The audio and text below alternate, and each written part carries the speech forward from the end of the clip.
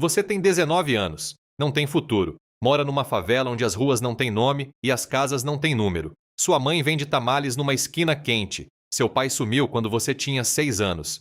Foi pro norte, te disseram. Você nunca soube se ele cruzou a fronteira ou se a fronteira o engoliu. Não importa. Você cresceu sem ele. Cresceu rápido. Cresceu com raiva. Seu primeiro trabalho foi aos 12 anos. Não numa loja, não numa oficina. Foi como olheiro. Pagavam 500 pesos por semana para você sentar numa esquina e avisar se visse viatura. Você tinha um rádio Nextel que pesava mais que sua mochila escolar. Largou a escola no 7º ano. A matemática não servia para nada quando você podia ganhar mais numa tarde do que sua mãe numa semana. Aos 14 te deram sua primeira arma, uma pistola .380 que parecia de brinquedo. Não era. Te ensinaram a carregar, a limpar, a atirar. Você treinou num terreno baldio atrás de uma fábrica abandonada. Acertou uma lata de refrigerante na 3ª tentativa. Todos aplaudiram. Aquela foi sua formatura. Sem diploma, sem beca. Teve um tapinha nas costas e a promessa de que as coisas iam melhorar. Aos 16, você já fazia parte de uma célula. Nada importante. Vigilância de depósitos, transporte de pacotes entre pontos. Você se movia em motos roubadas por estradas de terra. Conhecia cada atalho, cada caminho e cada ponto cego da serra. Era útil, era leal, era descartável, mas não ligava porque pela primeira vez na vida tinha algo que parecia uma família armada até os dentes com regras mais claras do que as de qualquer lar. Regra 1, você obedece. Regra 2, não fala. Regra 3, se te pegarem, você não conhece ninguém. Regra 4, não existe regra 4 porque se você quebrar as 3 primeiras, não vai precisar de uma quarta. Você viu seu primeiro morto aos 17. E não foi num tiroteio, foi num depósito. Um cara ajoelhado, com as mãos amarradas, chorando. Disseram que era um X9. Talvez fosse, talvez não. Não houve julgamento, não houve prova. Houve um tiro e um corpo que você teve que ajudar a enrolar numa lona azul. Naquela noite vomitou 3 vezes. Na semana seguinte, já não vomitava mais. O ser humano se adapta a tudo. Essa é nossa maior virtude e nossa pior maldição. Aos 18, te colocam na escolta de um comandante. Chamam ele de o Tigre. Não por ser valente, porque é imprevisível. Um dia te chama para comer frutos do mar e te trata como filho. No dia seguinte te aponta uma pistola na testa porque não gostou do jeito que você olhou para ele. Você aprende a ser invisível, a antecipar seus humores, a ter o uísque dele servido antes de ele pedir, a ter a caminhonete dele limpa, blindada, com o tanque sempre cheio. Você é meio segurança, meio mordomo, meio psicólogo. A matemática não fecha, mas nesse mundo nada fecha.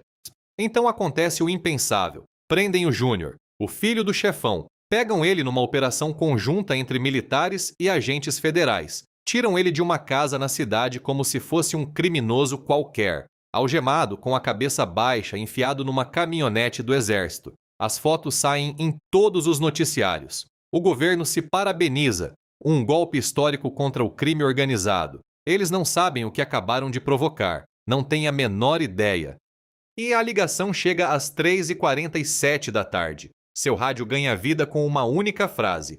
Código vermelho. Todos os elementos ativos. Ponto de reunião imediato. Você nunca tinha ouvido um código vermelho. Nem sabia que existia. É como o botão nuclear do cartel. Significa que tudo, absolutamente tudo, para. As operações de droga, as extorsões, as cobranças, a lavagem, tudo congela. Porque agora só existe uma missão: recuperar o Júnior. Você chega ao ponto de reunião em 22 minutos. É uma fazenda nos arredores da cidade. O que você vê te deixa sem palavras. Tem mais de 300 homens, caminhonetes blindadas, montadas com metralhadoras calibre 50, lançadores de foguete RPG-7 que você só tinha visto em videogame, Barrett .50 que podem perfurar a blindagem de um helicóptero. Tem homens com uniformes militares que não são militares. Tem homens com coletes à prova de bala que parecem soldados, mas trabalham para o cartel. É um exército paralelo. E um exército que nenhum governo quer admitir que existe. O comandante que dirige a operação não é o Tigre, é alguém mais acima. Alguém que você só conhece pelo apelido. Chamam ele de o arquiteto, porque constrói operações como outros constroem edifícios. Com plantas, Com cálculos, com precisão milimétrica, ele se coloca na frente de todo mundo e fala sem levantar a voz. Não precisa gritar. Quando ele fala, até o vento para. O Júnior está no quartel militar da 9ª Zona, ele diz. E vão transferi-lo para o aeroporto nas próximas horas. Não podemos permitir essa transferência. Se ele chegar à capital, a gente perde. A lógica é simples. Na cidade, o cartel tem poder, tem influência, tem capacidade de fogo. Na capital, é território inimigo. O Júnior tem que ser libertado aqui e agora. O plano é brutal na sua simplicidade. A cidade é dividida em quadrantes. Cada quadrante tem um objetivo: bloquear rodovias, tomar posições estratégicas, neutralizar os pontos de resposta do exército. Não se diz atacar, diz-se neutralizar, como se fosse um termo de negócios, como se estivéssemos falando de uma fusão corporativa e não de uma guerra urbana. Te designam para o quadrante norte. Seu objetivo: bloquear as 3 saídas principais para a rodovia federal. Sua equipe: 15 homens e 4 caminhonetes blindadas. Seu armamento: fuzis AR-15, granadas de fragmentação, um lançador de foguetes que você torce para não precisar usar. E você tem 21 anos. Está prestes a liderar uma operação paramilitar contra o exército do seu próprio país. A ironia te bate, mas você não tem tempo para processar. Às 5h15 da tarde vem a ordem. Agora! Essa única palavra desencadeia o inferno. Você sai da fazenda em comboio. Ao chegar ao primeiro ponto de bloqueio, seus homens viram 2 caminhões de carga na estrada, um carreta de refrigerante e um caminhão de materiais de construção. Os motoristas saem correndo. Não, você não os toca. As instruções são claras. Civis não se tocam. Não por ética, mas por estratégia. Civis mortos geram manchetes. Manchetes geram pressão. Pressão complica as negociações. Enquanto bloqueia a estrada, você escuta pelo rádio o que está acontecendo no resto da cidade. É o apocalipse. Tem tiroteios em pelo menos 15 pontos simultâneos. Estão queimando caminhões nas avenidas principais. Os bloqueios do cartel paralisaram toda a região metropolitana. E tem confrontos com militares nos arredores do quartel. O aeroporto está fechado. Nenhum avião decola ou pousa. A cidade inteira está tomada. Não pelo governo, por vocês. Seu rádio não para. Quadrante Sul, objetivo garantido. Quadrante Leste, contato com militares. 2 baixas nossas. Quadrante Oeste, estrada bloqueada, civis evacuados da área. É como ouvir um videogame de estratégia em tempo real.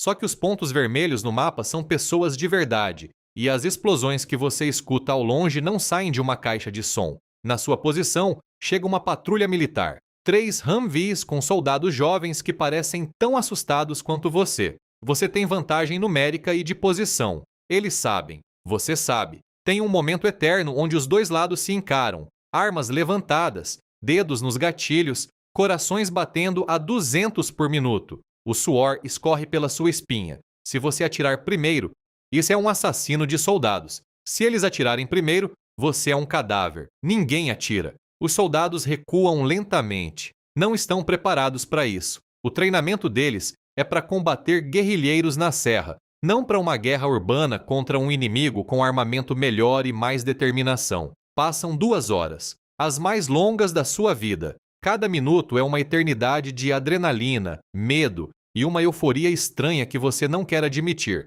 Você está fazendo algo histórico, algo que nunca foi feito. Um cartel enfrentando o Estado mexicano a campo aberto numa cidade de 1 milhão de habitantes em plena luz do dia. É uma declaração de guerra, é uma mensagem para o mundo. Quem manda aqui somos nós, não o presidente, não o exército, nós. Então chega a má notícia pelo rádio. A voz de O Arquiteto calma como sempre. Objetivo cumprido. O Júnior está a caminho da zona segura. Retirada organizada, repito, retirada organizada. Acabou. Simples assim, rápido assim. Libertaram o filho do chefe mais poderoso do narcotráfico. Obrigaram o governo mexicano a soltar um preso de alta segurança. Humilharam o exército, a marinha, a polícia federal, o presidente. Tudo em menos de 4 horas. A retirada é tão organizada quanto o ataque. Os bloqueios são levantados. As caminhonetes somem. Em menos de 1 hora, a cidade parece normal. Bem, normal exceto pelos caminhões queimados. pelos projéteis no chão e pelo cheiro de pólvora que vai demorar dias para se dissipar. E as pessoas saem tremendo. Alguns choram, outros filmam com o celular. Você volta para a fazenda. Tem abraços, gritos, tiros pro ar. A festa é como uma réveillon antecipada. Alguém coloca música nortenha no volume máximo. Tem churrasco, cerveja, garrafas de Buchanan's. Você é um herói. Seu comandante te abraça. Você foi bem, meu filho. O patrão vai saber seu nome. Essas palavras deveriam te encher de orgulho. Em vez disso, te enchem de terror. Sim, porque quando o patrão sabe seu nome, é porque você é valioso. E quando você é valioso, também é um alvo. Naquela noite, você não dorme. A adrenalina não baixa. Toda vez que fecha os olhos, vê as caras dos soldados jovens nos Humvees, moleques da sua idade com uniformes que não fecham direito neles, seguindo ordens de um governo que os mandou para morrer sem preparo nem apoio. Você poderia ter sido um deles. Em outra vida, em outro CEP, você seria o do uniforme e eles os das caminhonetes blindadas.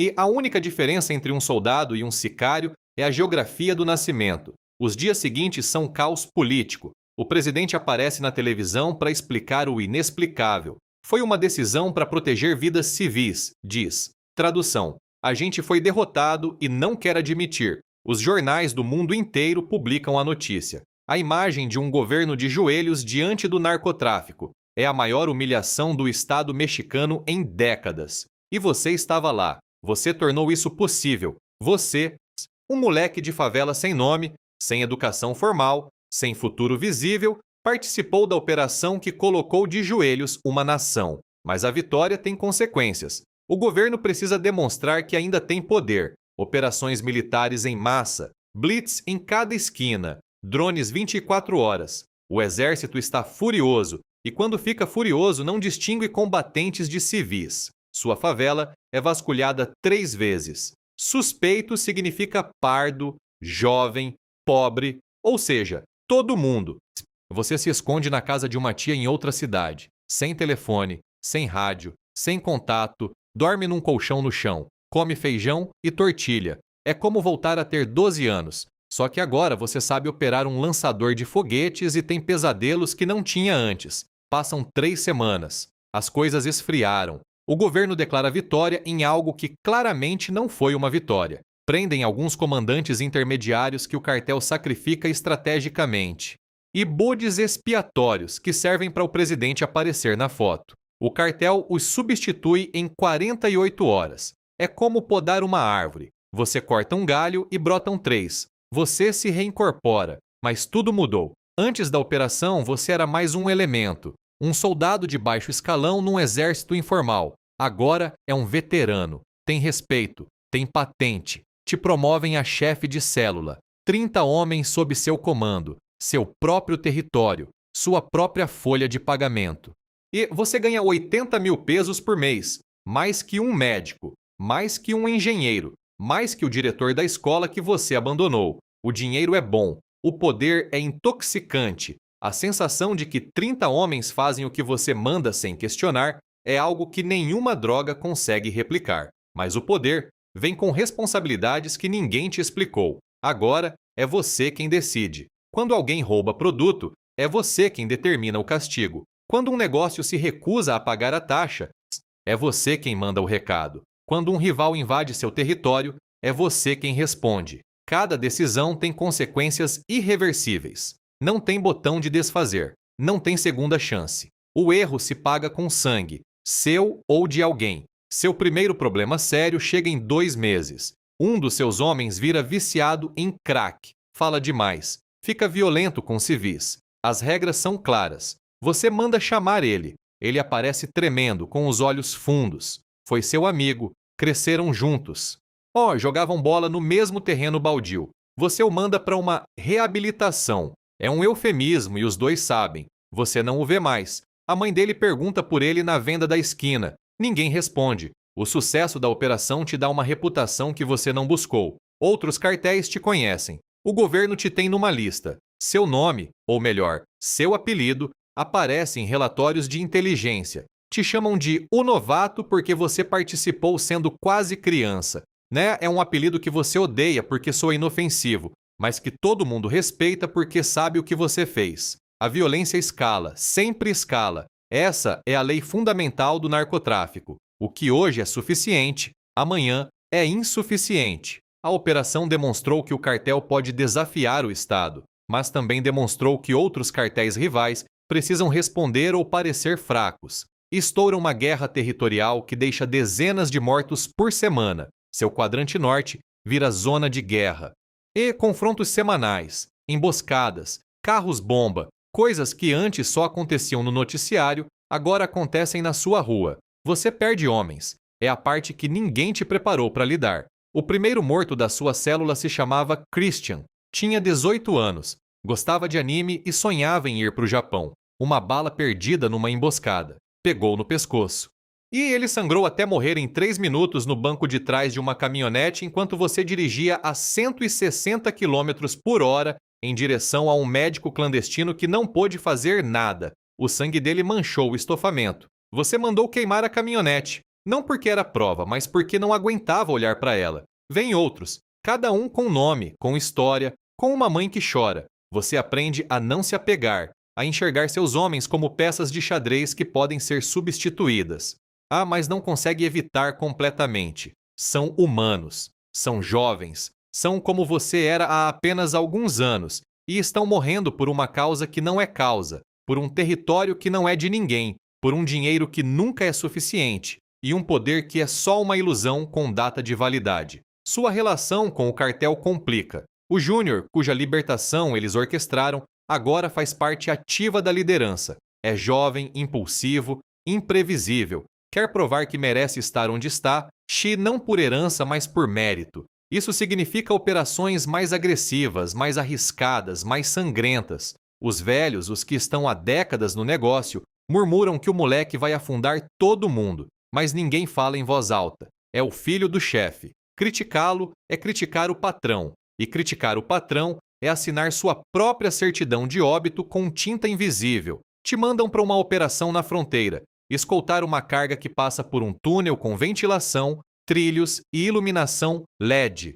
Tire custou 2 milhões de dólares. Vai ser usado 6 meses antes de descobrirem. Então vai ser construído outro. E outro. É a versão narco do mito de Sísifo. Você começa a usar cocaína. A ironia você já decorou, mas não liga mais. Precisa de algo que te mantenha acordado por 36 horas. Algo que mate o medo. No começo, é recreativo. Depois, funcional. Depois, necessário. A linha entre controle e vício é mais fina do que a linha de pó sobre sua mesa. Sua mãe sabe. As mães sempre sabem.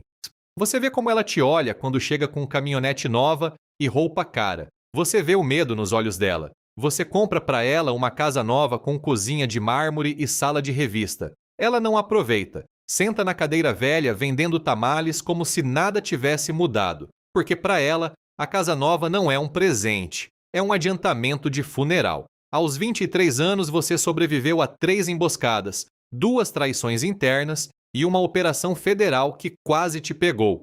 E tem uma cicatriz no ombro esquerdo de uma bala que entrou e saiu limpa. O médico clandestino te suturou sem anestesia. Você não gritou. Não porque seja valente, mas porque estava tão saturado de adrenalina que não sentiu nada. Essa é sua vida agora, tão cheia de estímulos extremos que o normal parece vazio. Você tenta ter uma vida fora do cartel. Fica com uma menina que trabalha numa farmácia, bonita, calma, mas sempre tem um segurança na mesa ao lado. Sempre tem uma caminhonete te seguindo. E ela aguenta 3 meses. Não consigo viver assim, ela diz. Não sei quem você é de verdade. Você dá um beijo na testa dela e a deixa ir. É a coisa mais humana que você fez em anos. O cartel racha. Era inevitável. A libertação do Júnior criou fissuras que vão se alargando. Tem facções. As reuniões já não são festivas. São tensas. Tem olhares que demoram demais. Mãos que se aproximam das pistolas. Você está vendo em tempo real como um império se parte por dentro, e você está preso no meio. A traição chega disfarçada de normalidade. Um comandante que você conhecia desde seus dias de olheiro vira de lado. Leva 50 homens consigo. De repente, seu quadrante norte está cercado por inimigos que ontem eram amigos, que conhecem suas rotas, suas casas seguras, suas fraquezas. A guerra interna é pior que a guerra contra o governo. Os ex-companheiros não seguem nenhuma regra. Você sobrevive a uma emboscada que mata 6 dos seus homens. Um comboio te intercepta numa estrada rural. Rajadas de AK-47 durante 8 minutos que parecem 8 horas. Você se salva porque seu motorista, um moleque de 17 anos que chamavam de O Gamer, manobra entre as balas como se fosse um videogame. Tem 17 anos. Deveria estar no ensino médio. Em vez disso, acabou de salvar sua vida num tiroteio que traumatizaria um marine veterano. Seu território encolhe. Toda semana você perde um quarteirão, uma vila, uma rota. O cartel original murcha enquanto as facções rivais crescem. Se tem negociações, tem tréguas que duram horas, tem traições que duram menos. O Júnior ordena contra-ataques que só pioram as coisas. Mais mortos, mais pressão do governo, mais manchetes internacionais. A cidade que você conquistou naquela tarde lendária agora é um campo de batalha permanente. Você tem 24 anos e se sente com 60. Seu ombro esquerdo dói quando chove. Tem insônia crônica que combate com álcool e remédios. Seu peso caiu 12 quilos. Seu dentista clandestino diz que você está perdendo dentes por causa do estresse. Seu corpo está se desmoronando no mesmo ritmo que o cartel. Te chamam para uma reunião com o que sobrou da liderança. Precisamos de gente confiável em outros estados. Você pode ir para o sul. Você reconhece a manobra. É o exílio disfarçado de promoção. A cova decorada como oportunidade. Você pensa em fugir. Tem dinheiro. Conhece gente que faz documentos falsos. Mas começar do zero é abstrato para alguém cujo único currículo inclui bloqueios de estrada. Você não sabe fazer nada legal. Sua única habilidade te leva a 2 lugares: a cadeia ou o cemitério. Você aceita ir para o sul, faz as malas, uma mochila com roupa, uma pistola. $50 mil em espécie que representam anos de trabalho no negócio mais perigoso do mundo. Você não se despede dos seus homens porque metade já está morta e a outra metade não confia em você. Você se despede da sua mãe. Ela te abraça com força e não diz nada. Não precisa. As lágrimas dela dizem tudo que as palavras não conseguem. A viagem para o sul é longa. Você dirige sozinho por estradas secundárias, sem escolta, sem rádio. É um homem qualquer numa caminhonete qualquer num país onde desaparecer é tão fácil quanto pegar a curva errada. Cada blitz militar acelera seu coração, mas você passa, sempre passa. Os soldados nunca conseguem distinguir a diferença. Você chega ao destino, uma cidade litorânea, quente e úmida, perigosa de formas diferentes. Aqui o cartel tem presença, mas não domínio. Sua missão é estabelecer uma praça do zero. Com quais recursos não está claro. É o teste final. Se você passar, sobe. Se não, ninguém manda flores para os que fracassam nesse negócio. Você passa as primeiras semanas observando, aprendendo, mapeia o território, identifica os atores, busca aliados.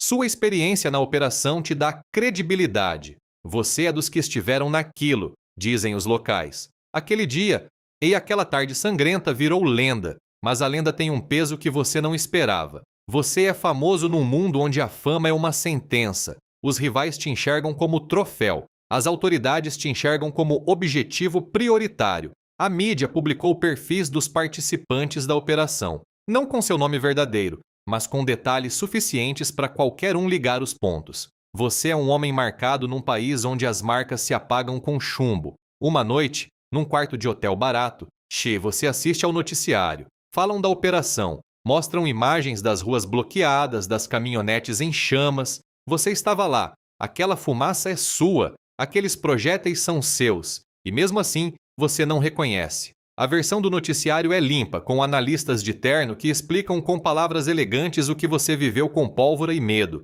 Você pensa no que era antes de tudo isso. Um moleque que jogava bola em terrenos baldios, que ajudava a mãe a preparar tamales para vender e que sonhava em ter um tênis Nike original. Esse menino não existe mais. Morreu em algum ponto entre o primeiro rádio Nextel e a primeira bala. O que sobrou é outra coisa. Algo mais duro, mais frio, mais eficiente. Algo que sobrevive porque é a única coisa que sabe fazer. Você tem 24 anos. A expectativa de vida na sua profissão é de 35. Se chegar aos 30, é um veterano. Se chegar aos 40, é um milagre. As estatísticas não estão do seu lado. Nunca estiveram.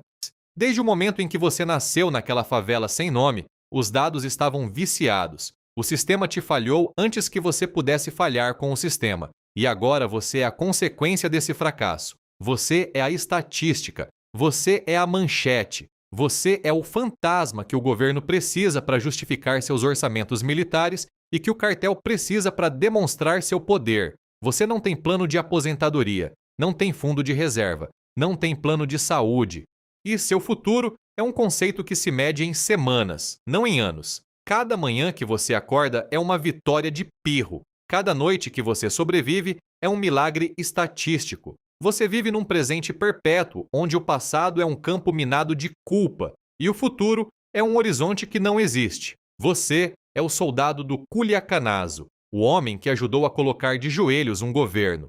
E o veterano de uma batalha que não aparece em nenhum livro de história oficial, mas que mudou o equilíbrio de poder num país inteiro. Sua vitória naquele dia foi a primeira peça de um dominó que continua caindo. Cada morto posterior é consequência daquela tarde. Cada território perdido, cada família destruída, cada jovem recrutado. Tudo conecta com aquele momento em que 300 homens decidiram que as regras não valiam mais. E a parte mais amarga é esta. Se você pudesse voltar no tempo, e se tivesse uma máquina do tempo e pudesse retornar àquela tarde na fazenda, com os 300 homens e as caminhonetes blindadas e o arquiteto dando instruções, você faria exatamente igual. Não porque concordasse, não porque acreditasse na causa, mas porque não tinha escolha, nunca teve, desde que você nasceu naquela favela sem nome, naquele país fraturado, com aquele sistema podre, seu destino estava escrito com a tinta invisível da desigualdade. E você é o produto de um Brasil, de um México, que prefere não se olhar no espelho. Você é a consequência que ninguém quer reconhecer. Você é o monstro que o abandono criou e que a desigualdade alimentou até se tornar incontrolável. E você continua lá, naquela cidade litorânea, com sua pistola e seus $50 mil, tentando construir algo sobre as cinzas de tudo que você destruiu, contando os dias que te restam, sabendo que provavelmente não são muitos, mas contando assim mesmo, porque contar é a única coisa que te sobra quando já não te sobra absolutamente mais nada.